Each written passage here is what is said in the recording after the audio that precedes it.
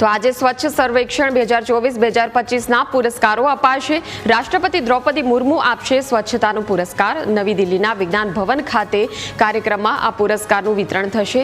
4 શ્રેણીમાં 78 જેટલા પુરસ્કારો આપવામાં આવશે। સ્વચ્છતા સર્વેક્ષણમાં 14 કરોડ લોકોએ ભાગ લીધો હતો અને 10 માપદંડોના આધારે શહેરી સ્વચ્છતા અને સેવા વિતરણનું મૂલ્યાંકન કરવામાં આવ્યું। સ્વચ્છતા સર્વેક્ષણ 2024-2025માં રિડ્યુસ, રિફ્યુઝ અને રિસાયકલની થીમ પર કેન્દ્રિત 45 દિવસમાં દેશના દરેક વોર્ડમાં 3000થી વધુ મૂલ્યાંકનકારોએ નિરીક્ષણ કર્યું। 11 લાખથી વધુ ઘરોનું મૂલ્યાંકન કરવામાં આવ્યું હતું।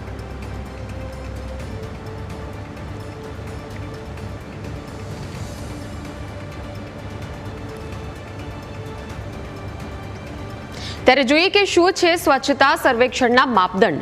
શહેરી વિસ્તારની સ્વચ્છતા, કચરાનું અલગીકરણ, સંગ્રહ અને પરિવહન, સોલિડ વેસ્ટ મેનેજમેન્ટ,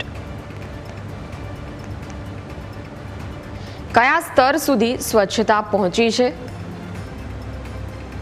વપરાયેલા પાણીનું કેવા પ્રકારે મેનેજમેન્ટ કરવામાં આવે છે, લોકોની અંદર સ્વચ્છતાને જાળવી રાખવા માટેનો કેવો અભિગમ જોવા મળે છે, ઇકોસિસ્ટમ મજબૂતીકરણ અને સંસ્થાકીય પરિણામો કેવા પ્રકારના છે, સફાઈ કર્મીઓના વિકાસની કામગીરી કેવી રીતે કરવામાં આવી રહી છે, શહેરીજનોની ફરિયાદો અને તેનું નિરાકરણ એ ઝડપથી થાય છે કે નહીં। અને હવે જોઈએ કે કઈ કઈ કેટેગરીમાં આ એવોર્ડ આપવામાં આવે છે।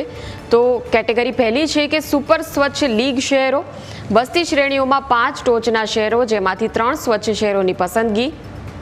વિશેષ શ્રેણી ગંગા શહેર કેન્ટોનમેન્ટ બોર્ડ, સફાઈ મિત્ર સુરક્ષા અને મહાકુંભ।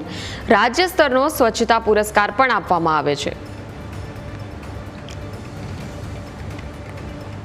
તો શહેરોનું વસ્તીના આધારે વર્ગીકૃત કરવામાં આવે છે। 20,000થી ઓછી વસ્તી ધરાવનાર ખૂબ નાના શહેરો, તો બીજી તરફ 20થી 50,000ની વસ્તી ધરાવનારા નાના શહેરો અને ત્યારબાદ 50,000થી 3 લાખ વસ્તી ધરાવતા મધ્યમ શહેરો, તો 3 લાખથી 1 મિલિયન વસ્તી ધરાવતા મોટા શહેરો અને તેના પછી 1 મિલિયનથી વધુ વસ્તી ધરાવતા શહેરો।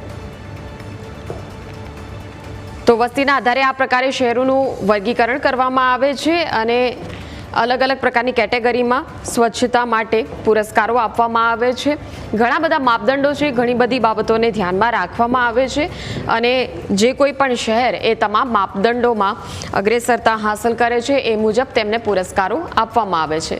મુખ્ય માપદંડ કે સોલિડ વેસ્ટ મેનેજમેન્ટ છે, કયા સ્તર સુધી સ્વચ્છતા પહોંચી છે, લોકોની અંદર સ્વચ્છતાનો કેવો અભિગમ છે, વપરાયેલા પાણીનું મેનેજમેન્ટ કેવા પ્રકારે, સાથે જ લોકોની જો સ્વચ્છતા બાબતની ફરિયાદ હોય તો તેનું કેવી રીતે નિરાકરણ લાવવામાં આવે છે। આ તમામ બાબતો એ આ સ્વચ્છતા સર્વેક્ષણના માપદંડ છે।